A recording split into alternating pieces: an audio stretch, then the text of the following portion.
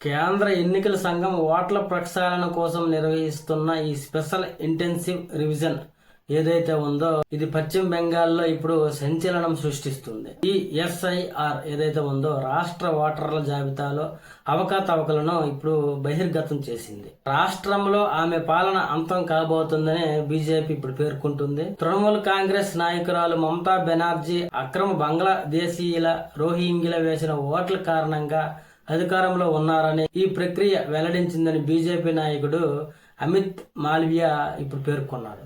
పశ్చిమ బెంగాల్ ఓటర్ల జాబితా నుండి 58 లక్షల మంది పేర్లను తొలగిస్తూ మొదటి జాబితా విడుదల చేసింది. తొలగించబడిన ఓట్లు ఎక్కువగా కోల్కతా ప్రాంతానికి చెందినవే. ఇది సాధారణంగా టీఎంసీకి మంచి పట్టున్న ప్రాంతం. మమతాకు అనుకూలంగా ఓటేయడానికి ఎవరైతే అక్కడ ఓటర్ హాజరయ్యారో వాళ్ళంతా కూడా అక్రమ వలసదారులు, నకిలీ ఓటర్లు, అలాగే మరణించిన ఓట్లు, నకిలీ ఓటర్ల ఎంట్రీలను ఎలా ఉపయోగించుకున్నారో ఇది స్పష్టం చేస్తుందని, ఇప్పుడు ఎస్ఐఆర్ ఈ మార్గాన్ని మూసేసిందని, ఈసారి నిజమైన పశ్చిమ బెంగాల్ ఓటర్ల భవిష్యత్తును నిర్ణయిస్తాయని, మమతా బెనర్జీ పాలన అంతం చేయడానికి ఓటేస్తారని బీజేపీ నాయకుడు మాల్వియా తన ఎక్స్ లో పోస్ట్ చేశాడు. ఎన్నికల కమిషన్ డేటా ప్రకారం మొత్తం 58 లక్షల మంది ఓటర్లు పేర్ల తొలగింపు కోసం గుర్తించారు. ఇందులో మరణించినట్లుగా 24 లక్షల మంది ఉంటే ఆ తర్వాత నివాసం మార్చి వలస వెళ్లిన వారిలో 20 లక్షల మంది ఉన్నారు. అదనంగా 12 లక్షల మంది ఓటర్లు